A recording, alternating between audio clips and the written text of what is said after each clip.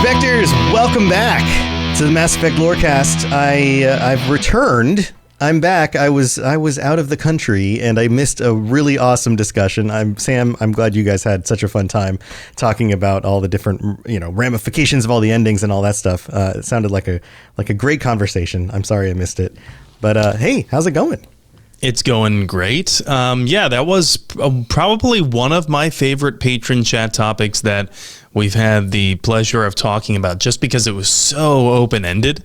Yeah. And a lot of people couldn't make it for that week, not just you. Yeah. So you shouldn't feel bad. Yeah, it seemed like it was a busy time. But hey, we're back and we're finally moving on to another character, right? We're starting a new series and we're talking about the one and only Urdnot Wrex.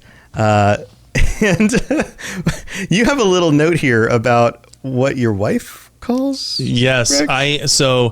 So my wife calls Urdnot Wrex a lovable teddy bear, but I think he's a little bit deadlier than that.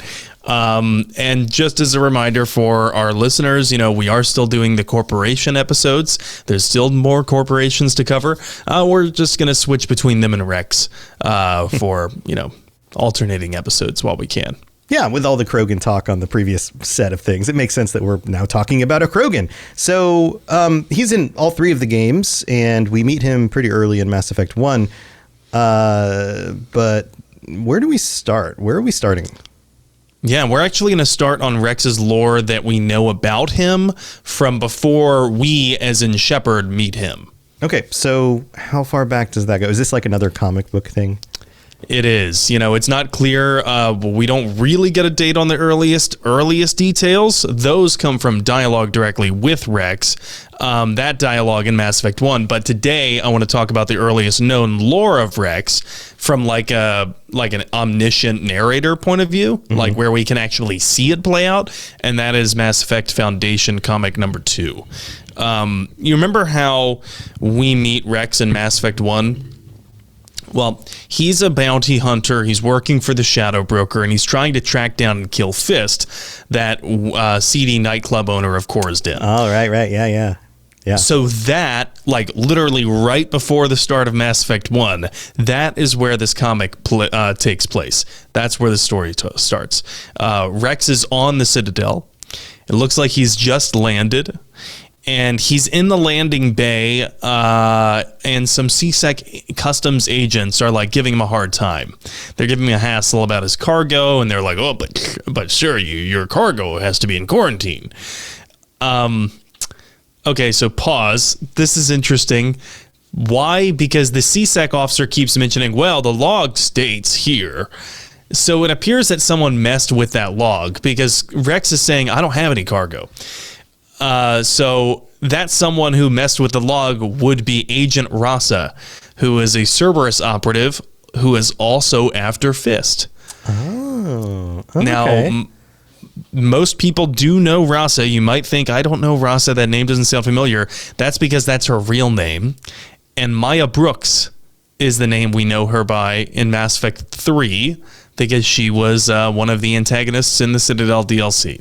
Okay, so it kind of connects all the pieces. Wrex, Maya, who is actually not known by that here, that's Agent Rasa, and then Fist, and our then coming into the situation having to deal with Fist. Yeah, right? So Wrex is arguing with these agents, and he's, patiently, as far as Wrex goes, patiently at first, he says, "There is no cargo, you stunted pyjack." Great.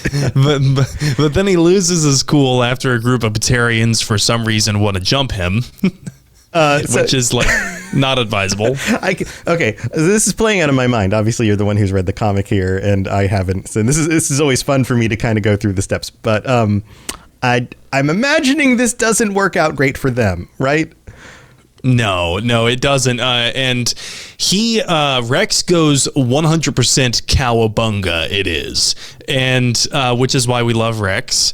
That's just kind of who he is. And he and other Krogan are essentially like a very metal version of Teenage Mutant Ninja Turtles. They're battle turtle buddies. This is a callback. Except Wrex is like elderly biotic battle turtle buddy. I'm getting all these images of like Krogan dressed up in Halloween. It was just Halloween here in the States. And I'm imagining if they were to celebrate Halloween dressed up as Ninja Turtles and how ridiculous that would be. I think that would be a pretty low effort costume that they could totally do very easily. Oh yeah. Yeah. They just, tie a band around them and paint themselves green and they're good to go. Oh yeah. So Wrex is fully, cowabunga it is. These Batarians try and pick a fight, and Wrex, to his credit, he does try to defuse it at first. He goes, maybe because he's here on a job, he says, "Look, boys, I haven't been here in weeks, so what we have here is a case of mistaken identity mixed with a whole lot of I don't give a shit." What's funny about this is, if you were to read this in like Wolverine's voice, it sounds like a line that like Wolverine would say, It does, yeah. "Look, boys, I haven't been here in weeks. What we have is a case of mistaken identity mixed with a whole lot of I don't give a shit." Yeah. All right.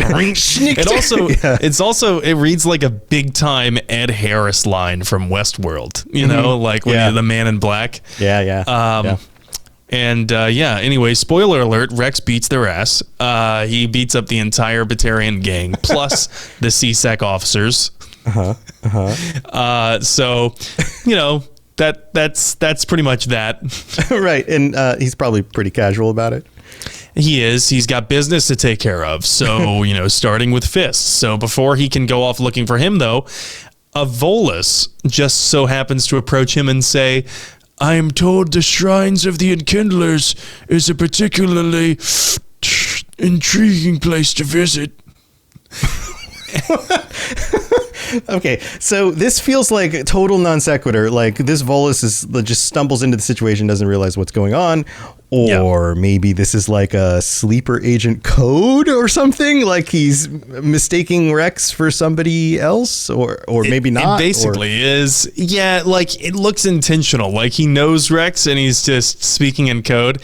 After a couple of repetitions, Wrex does catch on, and he follows this Volus to the quote-unquote tour, and that actually leads them to a back alley shipping warehouse where apparently it smells really bad, and the Volus tells Wrex, "There's been some complications with his hit job on Fist." And Wrex is like, "Well, what kind of complications?" And the Volus tells him that someone else has taken an interest in the target. "They do not want you to succeed." Your Volus voice here sounds like the really old guy from The Simpsons. Hans Moleman, that's his name. "You call that a knife? This is a knife. Down I go." Yeah. I'm an elderly Volus. Yeah. So, everyone's an old man in this mission. The Volus tells him, "Look, someone else is trying to get to your target. They don't want you to succeed." Now, we know that Rasa works for Cerberus because this someone else that doesn't want Wrex to succeed is the Elusive Man. All the way back in Mass Effect 1, this is so fascinating. Yeah. The Elusive Man is meddling. Yeah, like this ties, clearly the comics are meant to tie everything together. So from a meta perspective, like it's understandable, but it is kind of fun also from the perspective of like, we only have the glimpse of what we know, what little we know about Wrex at this point in the game, and what little we know about the situation on the Citadel. Like we've only been playing Shepard for a few hours by this point, and yet all of these things are like already connecting and kind of, I don't know. It's like the wind of like is just kind of blowing in the direction of like, oh, this is the way things are going to play out. Oh, you'll get to meet the Elusive Man and understand what's actually going on eventually, but not yet. Yeah, exactly. All the way back in Mass Effect 1, as you noted, comics came out far after Mass Effect 1, but story taking place before then. And let's not forget that even in Mass Effect 1, Fist was a double agent. And as far as we know, he was working for the Shadow Broker, but also Saren. Well, it looks like he's actually a triple agent. Holy crap. Holy crap. Yeah, crisscross. Yeah, this is like a Mass Effect villain convention or something. You know, like let's just pull all these bad guys in on this situation somehow, and they all have an angle at it. You know, if we had a cork board with some red yarn, all of this would be leading to Fist right in the middle, which is hilarious that his name is Fist. Yeah, Fist. I always thought that was a very funny kind of name. Like I get that it's meant to be like aggressive, like a punch, you know, but right. It also is a little bit kind of really, you're going with that name? My name is Fist. This is my buddy Thud and Oof. And Foot. I'm Fist. Fist. This is Foot. Get out of our way. I'm Fist. This is Foot. Your face. And that's Punch and Kick. My brother Punch and his brother Kick. Don't mess with us. Punch is actually a kickboxer.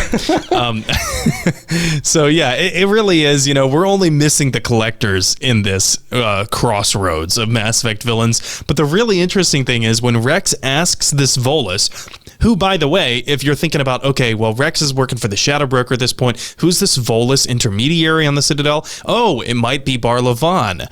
So when Wrex asks who may be Bar Levon, who is this interfering party? The Volus doesn't know because he says the Shadow Broker doesn't know. Huh? Like we know it's Cerberus because we're, you know, just consuming the content, omniscient narrator kind of thing. Yeah. But Bar Levon and the Shadow Broker apparently don't know who's interfering. They don't realize it's Cerberus. Right. So they don't have that information yet at this point in the story. Right, which is really interesting, and it kind of leads us to believe like the Shadow Broker isn't lying to Wrex at this point, but the Shadow Broker always knows more than they let on. Right, so, anyway, right. I feel like we're trained to just kind of assume, even if like there's deniability that they probably still just knew, or like, but like in this case, it's like, well, no, they just didn't yet. And no one knew. No one really knew about the power of Cerberus's, the extent of Cerberus's power at this point in Mass Effect 1. In fact, when we track it down because of Admiral Kahoku, it's still kind of referred to as like an Alliance Black Ops thing, which we won't get into that. That was retconned later. But if we're looking at the lore as canon, like everything is canon up until this point now, then it was like no one really knew the extent of Cerberus.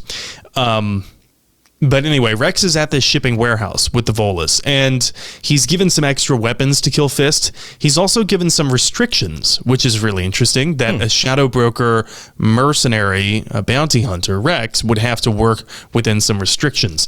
The Volus tells Wrex the Shadow Broker doesn't want Wrex to kill Fist anywhere near the Presidium.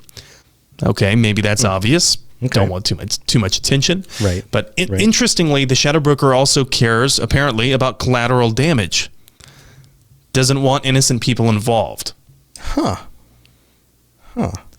Now, what's really interesting when you consider this is this doesn't sound like the Shadow Broker that we come to know in the Mass Effect 2 DLC Shadow Broker. Right. Yeah. No. This seems like there must be a reason, not just hey, I'm kind of a nice guy. Like what?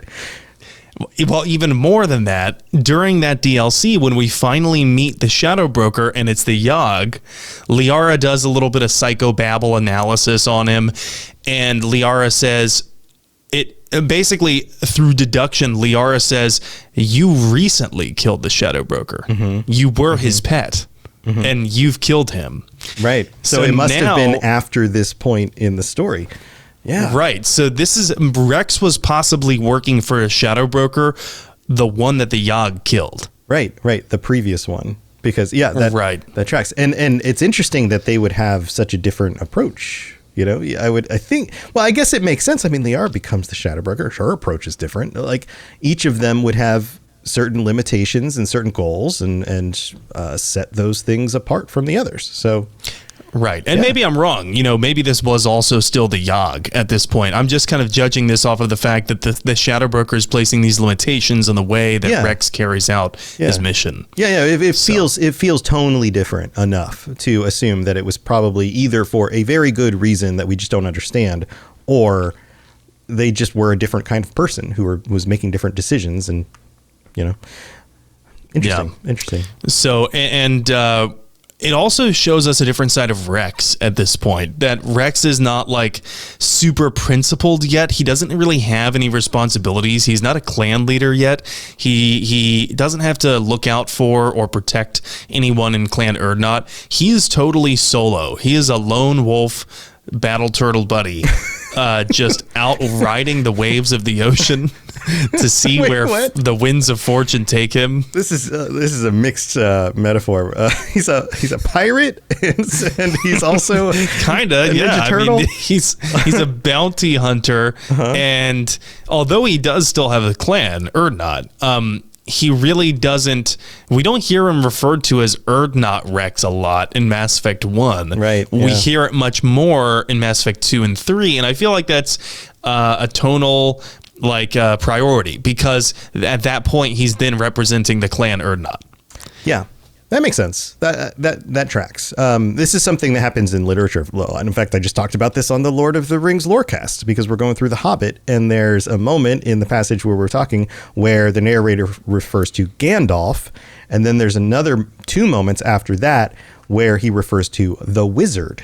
And the title that was used in the narration had specifically to do with Gandalf as a person having emotions about a thing, and the role of him being a wizard and wise, and making a wise noticing of things. And there's a reason why that label was used differently.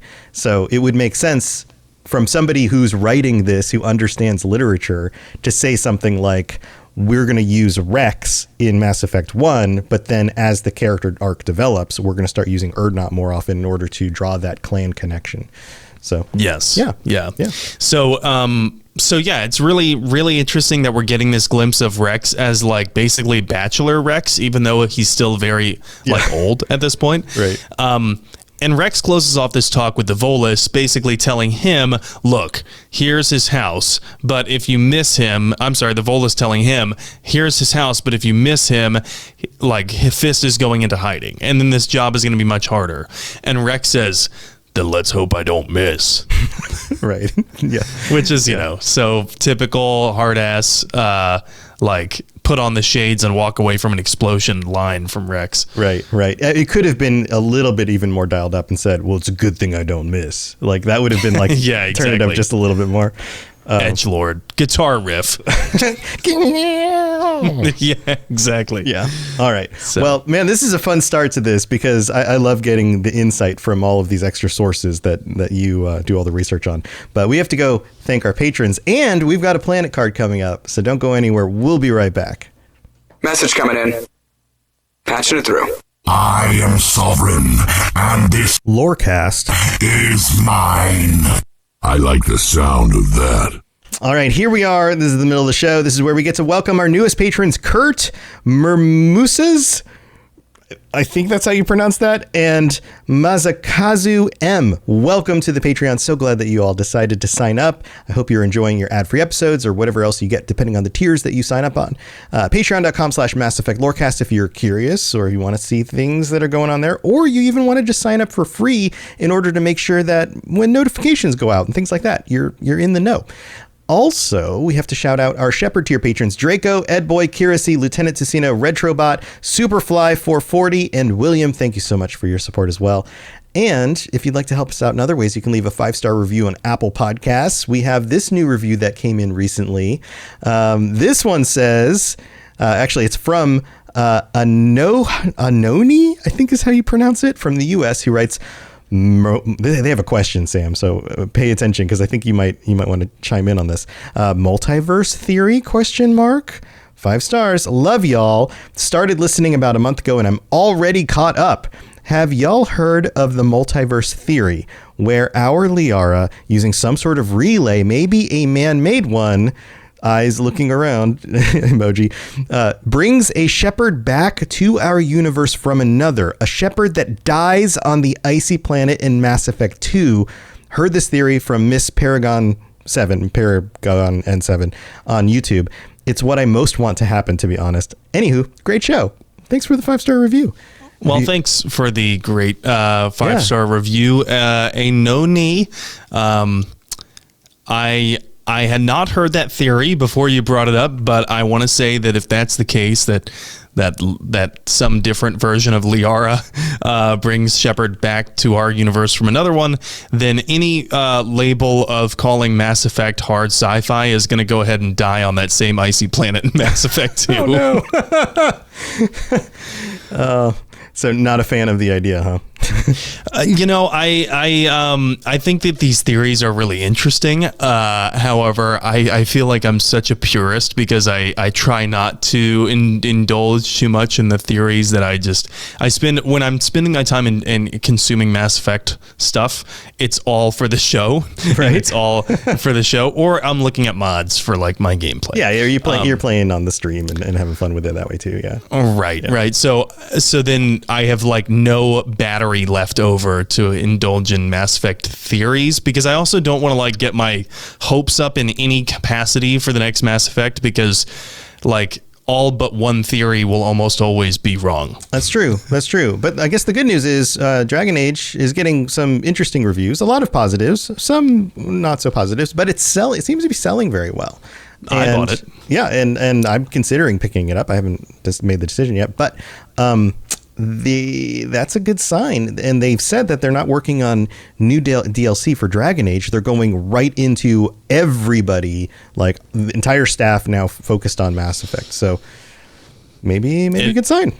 It is pretty fun. Yeah, I've tried out Veilguard, very much enjoying it. I think it's incredibly promising for what the next Mass Effect has in store. Yeah, and all the squad focused stuff I think is also particularly cool. So I don't know, I guess we're gonna have to wait and see. But we also have a planet card. Where are we going? Where are you taking us? Yeah, so we have a planet card. This one is Nevos, first discovered by Asari pioneers in 430 CE, which is current era. Nevos is a vibrant garden planet and home to a thriving Asari colony. Sandy beaches and romantic twin moons fuel a bustling tourism economy, while practical and secretive corporate matters are handled in spiraling arcologies built along towering cliffs. Even though it has been colonized for centuries, Nevos feels like a frontier away from regulation and oversight. Consequently, a number of influential political lobbies have established sizable presences on the planet. This feels like a very advanced and yet beautiful kind of place to visit. Yeah, it does. And I chose this one because of the corporate presence, secret corporate matters, and then, political lobbies that are establishing the presences. Beautiful planet on the frontier. It's an Asari one. So something with these Asari planets being like beautiful on the surface, but morally fucking eroding. You know what I mean? Right. So, yeah. Corporate political influence. Uh-oh. Yeah, like we haven't talked enough about that for the last 2 months. But all right, that's going to do it for the mid-break. If you have any other ways that you want to help us out, you can do things like share the show with your friends, rate the show on whatever platform you're listening to us on. And let's get back to talking about Wrex. Here we go. Spit it out, or are you trying to build suspense? You're so dense, sir. Obviously, I do not know as much about human relationships as I thought. All right, so what happens next? I'm ready to keep going with this because this is interesting. Right. Well, all hell breaks loose. Okay. All right. And I wish I could tell you that was like, set up very well. But let's just take a look at the next panel that we see Wrex in. And by the way, if you're wondering what we're looking at, this is why you should tune into our live shows. Yeah. Or the YouTube because videos, we have a visual here on screen. Yeah, so this is a big 2-page looking panel. Right. So we get like zero prior context as to what this is, other than Wrex, quote unquote, must be having fun with the complication that Rasa sent after him. And we see Wrex like standing on top of a burning pile of like corpses and debris. And he's like, sometimes crazy is the best way to go. And then he gets shot in the chest. Yeah. What the? Yeah. Son of a oomph, he says. Pacow. Yeah. Crack. Now you've done it. Yeah, that now you've done it is so funny to me. It's just so badass. Wrex getting sniped square on the chest, and you can it's almost like you can hear him go, oh, now you've done it. Yeah. It's just, characteristically stoic of Wrex to get nailed by a sniper round in the chest and just laugh it off. So he gets up and somehow he finds himself behind this guy with the sniper, and he shoots him, apparently at point blank range with a shotgun, but doesn't want to kill the guy. So he doesn't kill him. He must have been using some concussive rounds or something like that. And they get to talking. And Wrex says that he purposefully didn't kill him because he wants information. Another interesting point here, that Wrex is not this stupid, violent Krogan that the stereotypes would have you believe within the Mass Effect universe, that all Krogan are just dumb and, they can't plan. Wrex clearly plans here. He doesn't want to kill the guy, he wants information. And then the guy tells Wrex he wasn't trying to kill him either, just trying to slow him down. And he's like, you're a Krogan. I know I can just shoot you in the chest with a sniper rifle and you're going to be fine. Yeah, right? That's my slow you down plan. Yeah.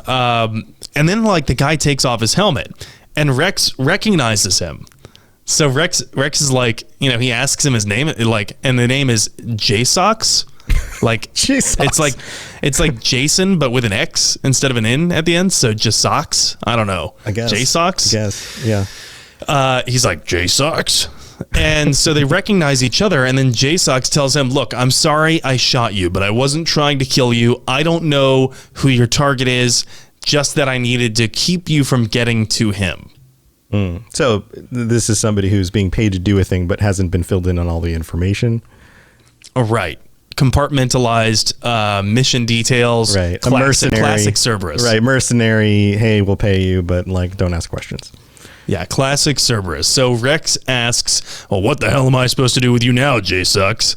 And this is when J-Sox reveals, I hope you haven't forgotten that time I pulled your ass off that burning ship. Oh, wait, so they've been mercenary buddies in the past? Is that what's going on here? Mercenary buddies. Battle turtle buddy and his J-Sox friend. Yeah, what? Shooting, what is this? Shooting people together. It's was Wrex involved in a very weird network procedural buddy cop drama? Oh, I don't hope know. So. I hope so. I would watch that. Yeah, I would watch it. Wrex and J-Sox, both names end in X. What could go wrong? Right. So Wrex responds by going, "Oh, here we go again." And so clearly they have a long history, and he's been roasted about that, getting trapped on a burning ship multiple times. And also, we're learning now that we have this random guy named J-Sox to thank for one of the best members of our crew in Mass Effect. Thanks, J-Sox. Thanks for saving Wrex from that burning ship, J-Sox. Good job, J-Sox. Anyway, we'll never hear from you again after this comic. Right, yeah, who is this guy? I guess he doesn't show up anywhere, right? Right, yeah. So they have a bit of a funny odd couple banter back and forth, and Wrex says, well, the only reason I was in that burning ship was because you showed up late. I had to take out the entire crew by myself. Yeah. Okay, so... Cue canned laughter. Right. So they're just this has become a comedy sequence, right? They're just yucking it up, like old buddies. Yeah. But so what's going on? There was flames and fighting earlier, right? So where does this go? Now what?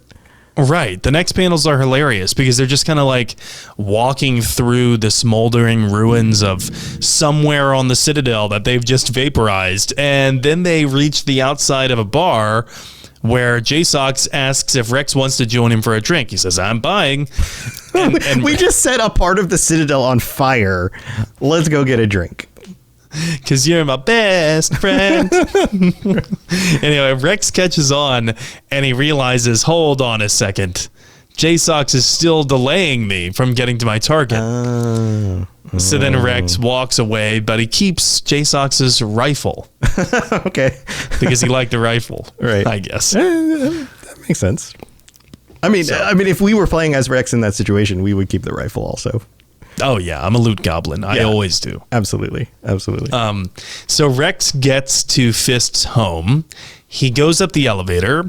The doors open, and immediately he's guns blazing. He tosses a grenade out the elevator doors. It lands at Fist's guard's feet. And the next panel is this badass, like, Wrex through the flames, saying, like, Fist, come on out. I'll make it quick. Nice. It's like, okay, yeah, of course, right? I'd watch this movie. This is somebody needs to do this. This is like, okay, The Rock could play Wrex here. Uh-huh. Yeah. This is the archetype of The Rock's casting. Right. Yeah, pretty much. You know what this reminds me of is kind of like Judge Dredd. Or Bautista. Dave Bautista. Yeah, but like in like a Judge Dredd kind of role, right? Like that, like, you know, like you just kind of bust your way through and like, I'm the law, you know, that kind of thing. Yeah. RoboCop plus Grizzly Bear. Yeah. So what Wrex doesn't know at this point is that Rasa, aka Brooks, has already reached and bargained with Fist in Fist's apartment. Okay. Wrex is too late. So Wrex gets into Fist's apartment and no one's there. So he's like tossing grenades into like nowhere. Basically, yeah. And then he like you can just imagine the heavy metal rock playing in the background. Wrex walking through the flames. Come on, Fist! And then he gets into the door. It opens and no one's there. It's like crickets, and he's like looking around like. Exactly. And in the next panel, he even goes, "Well, shit." Right. So the guy's not even there, and Wrex is just like, well, damn. And then Wrex gets back into the elevator, and a maintenance worker, Rasa, asks if he's going down. And Wrex is like, yeah, seems like it. Like, I don't know, gotta go somewhere. And he's trying to like talk on the phone at the same time. He's like, yeah, seems like it. Oh yeah, the guy wasn't there. Shadowbrooker, I don't know. He's basically saying like, yeah, I don't know. The mission's not over yet. I'll find him. No, I swear. Are you going down? Yeah, it seems like it. It's just like basically relaying his mission's failure. Right. And what's so funny is like the casualness of it all. Right. And like on top of it, it's Mass Effect 1, so the elevator would have been taken a really long time. Exactly. Wrex has no idea who Rasa is, by the way. And Rasa's standing right beside him in the elevator, posing as a maintenance worker. Mm-hmm. And yet she's a Cerberus operative who just like talked with Fist right before he got there. So Wrex has no idea who she is. But she knows everything about him because at the very beginning of this comic, she was reviewing a dossier of Wrex. And she knows that he was trying to kill the guy who she's trying to get to defect from the Shadow Broker and Saren. Right. Okay. So it's like this really weird kind of incredibly important scene where Wrex is like so like dopey, kind of not really dopey, like it's not his fault, but like he doesn't know anything. But at this point when we're reading this, we as the players know how important all of those events that just happened were and how different the entire series could have ended up if Wrex actually got to Fist first. Yeah. So is there more dialogue between them? Do we get like the scene play out? Like, yeah, where does it go? One of the final panels is Ross is like, tough day. And Wrex goes, it's complicated. And Ross is like, I know what you mean. You know what this reminds me of is movies like Pulp Fiction, where you have like these badass characters, but then all of a sudden they're in like an awkward situation. And it's like, oh yeah, they're human too. Or in this case, Krogan. It feels very Quentin Tarantino. Yeah. That's where you have like music that doesn't fit the scene playing in the background. It's like the girl from Ipanema is playing in the elevator while they're like, you know, tough day, huh? Exactly. Yeah. So this is great. So Wrex is dripping blood. Right. Now, is there some other connection between Rasa and Wrex? Like, I don't know. Honestly, I kind of see it though, because just of the way the body language is in the comics, like they're in this elevator together, especially the way that this ends, this comic, the elevator door opens up And CSEC agents are just waiting, guns drawn, and they're like, hands up. And they apprehend Wrex. That's the implication. Leading Wrex to where we meet him in the CSEC Academy in Mass Effect 1. Oh, okay. So that's where it ties back in. Okay. Oh, that's right. cool. And he can also show up in Korra's Den, though, depending on the sequence of events you do in Mass Effect 1. But as for Rasa, she calls the Elusive Man after this, and she lets him know she got a bunch of files off of Fist's terminal. Which would mean that Rasa, Cerberus, they know about Tali at this point. Because Fist betrayed Tali for the Shadow Broker. Right. So the Elusive Man asks why she let Fist go. And she says that she needs him alive because she wants to learn more about Fist's connection to Saren. What's so interesting here is that this means as early as Mass Effect 1, the Elusive Man was well aware that Saren was a rogue Spectre hell-bent on bringing back the Reapers. Yeah. Because of the evidence that Tali had that she was going to give the Shadow Broker. So the Elusive Man is now aware of all of this well before we meet him. Right. Man, it's just these little details just make certain characters like the Elusive Man or the Shadow Broker just like infinitely more interesting and detailed. Because those are characters are plugged into things that we don't know that they know necessarily. Like, it's not like we ever get like a whole list of like, here's everything this person knew and here was everything that they had in the works. It's a lot of it is just kind of off in the shadows, right? But to be able to kind of piece that together is really cool. And it also it helps bridge the gap in where we pick up in Mass Effect 2 when we first meet the Elusive Man, where we're like, okay, there's this super rich guy, human supremacist. All of a sudden he knows all this stuff about the Reapers, including the Collectors, and he's had all this time to prepare. How is that? Well, apparently, the Elusive Man knew about the Reapers, as far back as Mass Effect 1, but of course we know that he knew about them way before that. Right. Because when he was still Jack Harper, he got indoctrinated. He saw his friend Ben die, Eva Corey died, all of that stuff from the earlier comics. But as the Elusive Man with Cerberus, clearly with operations going, his influence extends as far back as Mass Effect 1, where he would have seen the evidence of Tali carrying the audio file of Matriarch Benezia working with Saren to try and bring back the Reapers. Nice. So, yeah, that's like lore dump. Yeah. I feel like Charlie Day with the corkboard and We need to get a picture of you with an actual corkboard, just tying everything together. I got space behind me and now in my new place, I got space. I could put up a Mass Effect corkboard and crazy. I'll have like a picture of Leviathan up there and I'll have like a picture of the Elusive Man and, right. and the Biotic God. Yeah. And a different color string for that represents different things connecting each of them. And then, the Rachni, somehow connected to Conrad Werner. Right. Somehow connected to that one guy outside of Omega, the Afterlife Club. Oh, come on. Let me in. That one guy. He should be at the center of it somehow. And everything's somehow connecting to that guy. Yeah, exactly. Right, yeah. We should do an episode on that guy. No, I'm making fun of some of the requests we get. Yeah, we should do a sub show that's just made up lore about. Maybe that should be bonus episodes for our patrons. Is we just make up lore based on all of these connections and then add things that don't exist and then pretend that they're real. Yeah, that guy. Come on, let me in. That's a good. That sounds great. This is what you hear every time. But anyway, that's totally beside the point. The Elusive Man asks if Rasa is worried that Fist could spill the beans about Cerberus, courting him as an agent. Because, of course, Cerberus is still trying to lay low, and they don't really want Fist talking about that. And Rasa says, not before the Krogan catches up to him, the Krogan being Wrex. And the Elusive Man asks if that's why she helped, quote, that bounty hunter past the CSEC officers.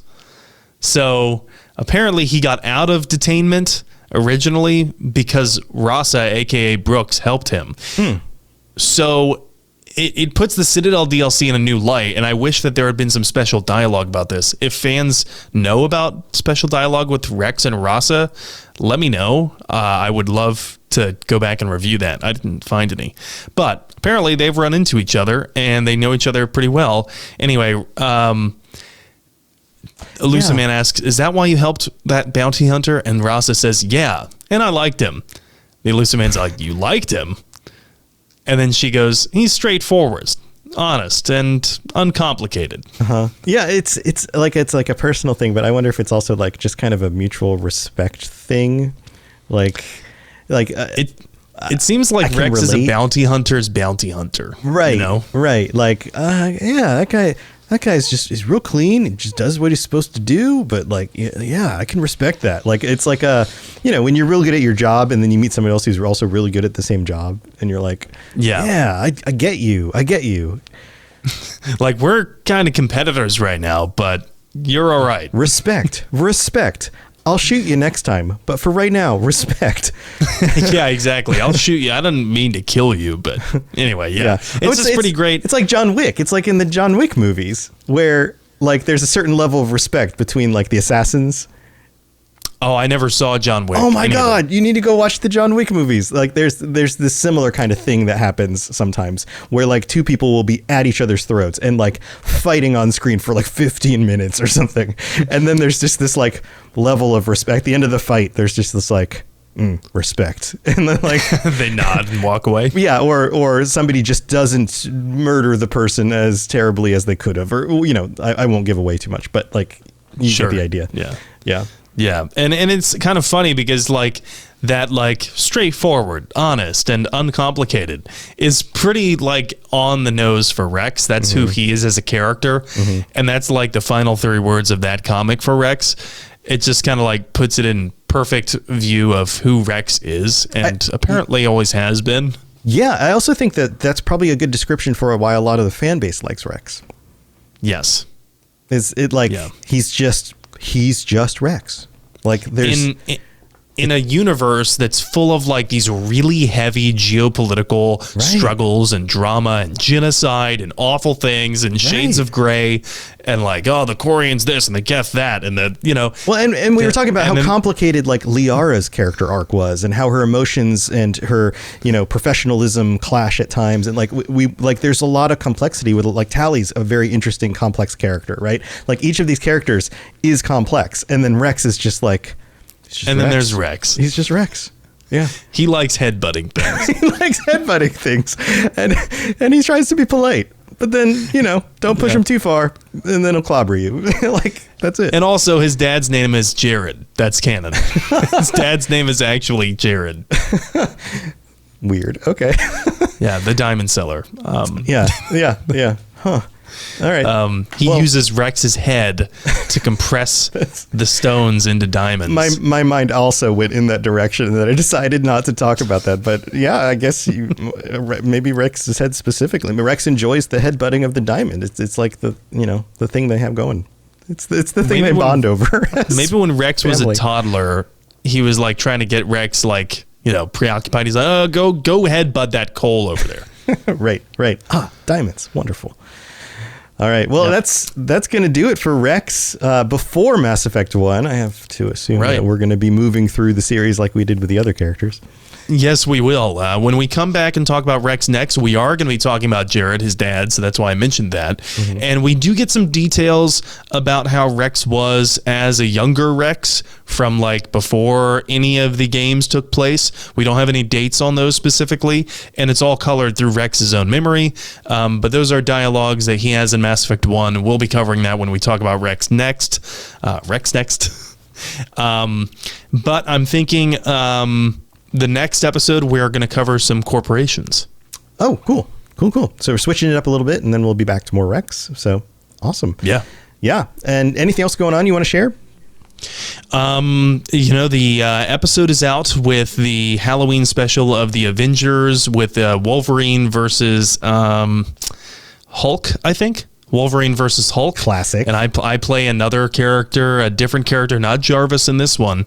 I'll let people see if they can identify me. They probably will. Hulk. But I am not Hulk.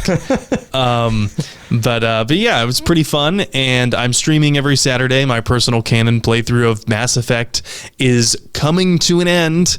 I have set it up almost perfectly. So I now only have the Horizon mission and I have the final run. I have to hit Cerberus and then Earth, and then I'm done. And I'm planning to have that final part. I'm gonna stream it on In7 Day. Oh, nice. Yeah, and that is coming up. That's exciting too. So that's Thursday. We're recording this on November 1st. Other than that, not really much going on other than I think we need to put out a PSA to our listeners. If you're in the United States, go vote. Yeah, go vote. Please vote. Participate in democracy. Please. So, yeah. Wonderful. Use your civic duty and your privilege. Yeah. Just please go vote. Awesome. Well, go check out Sam's stuff and come back next week because I'm sure we'll have some things to mention about N7 Day.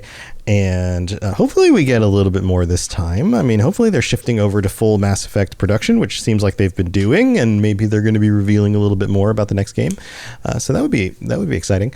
And then there's also my stuff, robotsradio.net, for all the shows on the network, including my other shows as well. So go check out. Well, there's a bunch of stuff. If you like video games, you like the lore behind video game worlds, there's probably a show that you're going to like. So go check out everything. And thanks for tuning in again. We'll be back next week. And until then, stay safe. And, if you see a Krogan, hopefully he's a nice guy like Wrex. Don't headbutt him. But, realize that if you do snipe him in the chest, he's just going to shrug it off. So there you go. All right. We'll see you next time. Bye, everybody. Thanks for tuning into the Mass Effect Lorecast. We'd love to hear your opinion and thoughts on the lore of Mass Effect. Reach out to us on Twitter at Mass Effect Cast, or check out the Robots Radio Discord. Also, you can send us an email at masseffectlorecast@gmail.com.